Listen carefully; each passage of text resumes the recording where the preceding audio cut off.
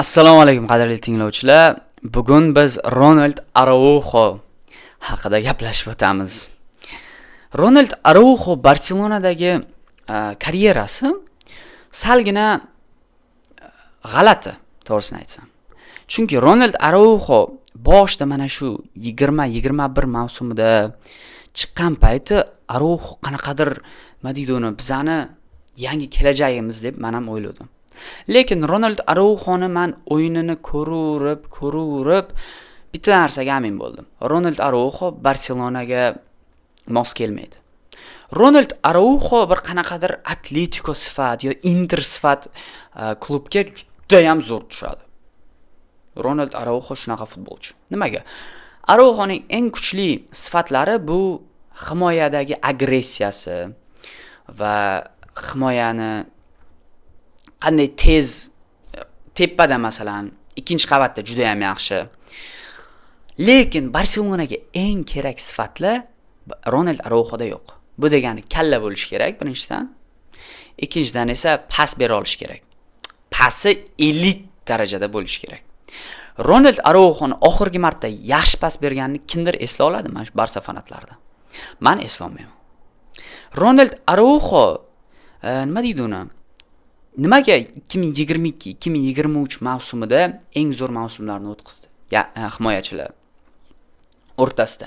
Chunki o'sha mavsum Xavi ko'proq himoyaga e'tibor berdi. Barselona shuning uchun ham 1-0 hisobda juda ham ko'p yutdi. Uni shu bitta gol urdimi Barselona nimadir qilib, bo'ldi, himoyaga qaytamiz, bo'ldi, chidaymiz. Ronald Araujo mana shunaqa chidaydigan klublarga zo'r tushadi. Dahshat tushadi. Lekin Barselonaga emas. Barselona chunki chidaydigan klub emas. Nimaga Xavi 22-23 mavsumida La Ligani yutgan bo'lsa ham ko'p kritika bo'ldi. Chunki Xavi himoyaga nimagadir e'tibor berdi. To'g'ri, Barselona pastda o'ynadi, pas qilib tiki-taka, lekin Barselona har doim hujum kor o'yini bilan hammaga tanilgan. Himoyada zo'r o'ynaydigan komanda bo'lmagan. Shuning uchun ham Ter Stegen ham 22-23 mavsumida zo'r o'ynadi. Chunki Ter Stegen 3-4 ta zarba kerak o'ziga kelib olish uchun. Lekin mana ayrim darvozabonlar bor, yuraveradi, bitta zarba bo'lsa ham qaytaradi.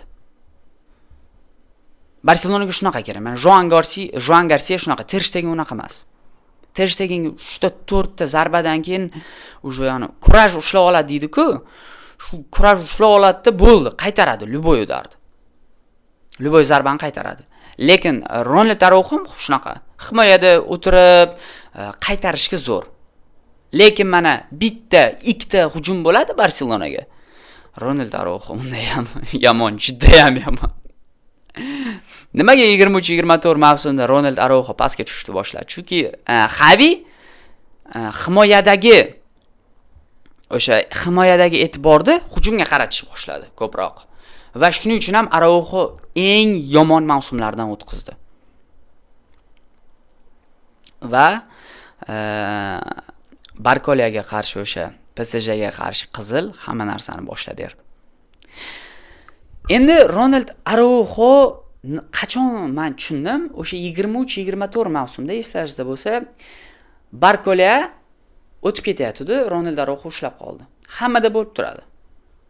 To'g'ri, hammada bo'lib turadi. Men Ronald Araujoni imенно o'sha sen qizil olding, sen Barselonani parod qilding demoqchi emasman. Hammada bo'ladi. Mana Kubarsi ham qizil oldi. Lekin men nimaga Ronald Araujo umuman Barselona futbolchi emasligini bildim, qachonki Ronald Araujo o'sha xatosidan keyin hech qanaqa uzr so'ramadi hech kimdan. Nabarot, Ilkay Gundogan o'sha payt 23-24 mavsumida meni o'ylashim bo'yicha Barselonaning eng zo'r o'yinchisi, o'sha PSJga qarshi ham любой o'yinda Gundogan ko'rsatib qo'ydi o'zini maestroligini. Gundogan 23-24 mavsum zo'r o'yinchi bo'lib, Barselonaning lideri bo'lib turib, Araujodan uzr so'radi. Chunki Araujoga u gapirgan. Nega unday qilding? Va haqqi bor edi. Nimaga unday qildi? Lekin Gundogan gapirgani uchun Araujoga Gundogan naborot yomon bo'lib chiqdi. Gundogan borib Araujo noto'g'ri ish qilganligi haqida gapirgani uchun Gundogan uzr so'radi o'zining gaplari uchun. Tasavvur qilyapsizlarmi? Mana futbolchi xato qilmoqda, Barselonani lideri bormoqda-da, sen noto'g'ri ish qilding demoqda, u xafa bo'lyapti-da va Gundogan gapirgani uchun uzr so'ramoqda. Bu qanaqa sizga to'g'ri ish? Va Barselonani Ter Stegendan keyin birinchi kapitan Ronald Araujo. Birinchi kapitan mana shunaqa ish qilmoqda. Tasavvur qilinglar. Men shundan keyin o'sha Araujo umuman bildim, Barselonadan ketish kerak. U Barselona futbolchisi emas, umuman. Kerak emas u Barselonaga, to'g'risi.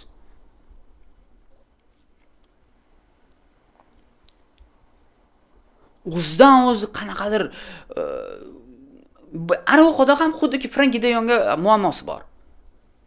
Araujo yarim mavsum yotadi jarohatda, lekin qachonki Urugvayda bitta qanaqadir kerak emas, Urugvay aytaylik Boliviya bilan o'ynamoqda. O'rtoqlik uchrashuvi. Araujo o'shanga boradi, jarohat olib keladi, o'tiradi, yana yarim mavsum o'tkazib yuboradi. Jonimga tegib ketdi-da bunaqa narsalar. Va shundan keyin mana shu 24-25 mavsumi adashmasam Urugvayga bordi boshida, o'rtoqlik uchrashuvdami qaysidirda jarohat olib keldi, yarim mavsum o'tkazdi. Yarim mavsum kelgandan keyin o'ynamadi, chunki Flick ishonmaydi Araujoga. Chunki Flick bir qerdagi La Masiyadan futbolchi chiqaradi, lekin Araujoga ishonmaydi. Flick. Bu любой o'yinda уже hamma tushunib bo'ldi. Erik Garsia'mi u shu даже Frenkie de Jongni ham himoyaga chiqaradi, lej bu shu Araujo chiqmasin. Va umuman meni asabimni buzib o'rgan narsa 25-26 mavsumda Barselona Chelseaga qarshi o'ynadi. Barselona Chelsea bilan yaxshi o'ynab turgan payti Araujo tentakka o'xshab qizil oldi. Kerak emas joyda. Umuman kerak emas joyda. Masalan, PSG bilan Barselonada xatabi aniq edi, Barselona yutib turuvdi. Mayli shu Araujo xato qilibdi, mayli. Lekin mana bunda nima qildi? Nega qizil oldi? O'zidan o'zi bordi-da, sakrab bordi, qizil oldi. Eslamayman qaysi Chelsea futbolchisiga qildi, Estevaomidi, Caicedo'midi. Lekin qaysidir o'sha futbolchisiga bordi-da, qizil oldi. Sakrab to'g'ri butsasi bilan shuni sakradi tizzasiga Chelsea futbolchisiga. Yana hayron qoldi nimaga qizil berganiga hakam. Keyin nima bo'ldi deb o'ylaysizlar do'stlar? Hamma kritika qildi, to'g'ri. Chunki kritika qiladigan ish qildi. Nima endi biza o'tirib olib uni kritika qilmasligimiz kerak. Mana Kubarsi ham ancha kritikaga uchradi. O'sha Atletikoga qarshi. Lekin Kubarsi nima qildi? Uzr so'radi. Keyin o'sha ishni qilmadi. Araujo esa birinchi marta qildi, ikkinchi marta ham qiladi. Mana shu uchinchi marta ham qiladi mana shu mavsum. Agarda Barselona qaysidir mana muhim o'yinda Araujo chiqadi, yana xato qiladi. Men ko'rib turibman-da, bir qanaqadir aytaylik 1-4 o'yinida Christensen jarohatda har doimgidek Kubarsini oldiga Araujo chiqmoqda. Chunki Gerard Martin jarohat nimadir diskvalifikatsiya oladi. Erik Garcia tayanch yarim himoya kerak bo'ladi. Chunki De Jong men Niderlandiyaga o'ynayman, men Barsaga risk qilmoqchi emasman deb chiqib ketadi. Xullas, umuman hech kim bo'lmaydi. Flick majbur bo'ladi Araujoni chiqarishga. Chiqadi Araujo, qizil oladi, yana Barselona chiqib ketadi. Muhim uchrashuvda Barselonani Chempionlar Ligasida. Men prem ko'rib turibman. Bir qanaqadir aytaylik Bavariyaga qarshi. Prem ko'rib turibman-da, bor-ku. Araujo o'sha Chelseada qilganidan keyin 1,5 oy mentalniy muammolarini deb Isroilga ketibdi, Tel Avivga. Barselonada o'sha payt hamma himoyachilari pashti jarohatda edi va o'zi Barselona yomon holatda edi. O'sha eslaringizda bo'lsa, Flick o'chib qolayotgan edi. Bitta Rafinha turib o'sha ishondi, hammani ishontirdi o'zini o'yiniga. Bitta Rafinha Rafinha kapitan emas, Araujo kapitan. Barselonaning birinchi kapitani bitta xato qilgani uchun bormoqda-da, men 1,5 oy o'ynamayman, bo'lib ketdim deb. Barselonada o'sha payt himoyachilar krizis edi. Gerard Martin himoyachida hali rolida emas edi. Erik Garcia tayanch yarim himoya kerak bo'layotdi, chunki De Jong jarohatda edi va o'zi Barselona yomon holatda edi va Barselona yomon holatida kapitan chiqib, "Bo'ldi do'stlar, men sizlarga yordam beraman, men sizlarning kapitaniman, men sizlarning kapitan nizlaman" degan o'rniga chiqmoqda-da, men 1,5 oyga ketdim, bo'ldi, sizlar yoqtirmay ekansizlar deb ketmoqda. Barselonaning kapitani emas bu, Araujo. Hech qanaqa yangi Pique ham emas, yangi Araujo umuman unaqa emas, yangi Bartram shunaqa. Ronald Araujo Barselonadan ketish kerak. Lekin Barselonadan ketmaydi. Chunki maosh oladi. Uni hamma поддержка qiladi. Lekin to'g'risi do'stlar, menga Araujo jonimga tegib ketdi. Barselonadan ketish kerak. Mana shu Araujo, Ter Stegen, De Jong, mana shu uchalasi ketsa Barselona umuman toza bo'ladi. Barselonaga o'ynaydigan futbolchilar o'ynaydi faqat. Chunki De Jong ham, Araujo ham, Ter Stegen ham Barselonaga o'ynamoqchi emas. Men o'sha amin bo'ldim bu narsaga. Araujo hamda Frenkie de Jong Barselonadan ketish kerak. Men hate olishim mumkin ko'p odamdan, lekin men o'zim ko'rgan narsani aytmoqdaman. Barselonaga kerak bo'lgan payti birinchi kapitan agar shunday qilsa, u Barselonaning kapitani emas. U даже Barselona futbolchisi emas. Shunaqa. Gerard Martin masalan Interga qarshi xato qilgandan keyin ko'p hate qildi odam. Nima u chiqib olib, bo'ldi, men kerak emas ekan, men ketdim. Yo'q. Chiqdi-da, progress qildi, o'zini ustida ishladi. Borib Isroilga borib, kim qayerda Gavayiga borib, menga yoqtirmaygansizlar degani yo'q.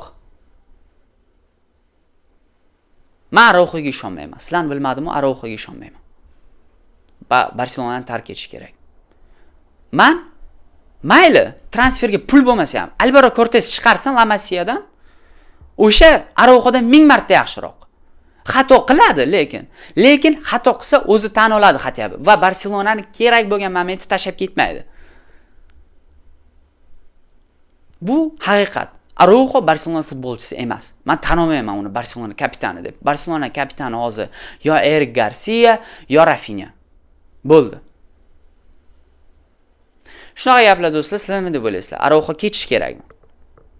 Meni fikrimga qo'shilasizlarmi, yo'qmi? Komment yozib qoldiringlar. Balkim noto'g'ri gapirayotgandirman. Balkim Araujo mana shu mavsum o'zini ko'rsatar. Videom yoqqan bo'lsa like bosing, obuna bo'ling. Viska Barça, Viska Kataloniya. Adios.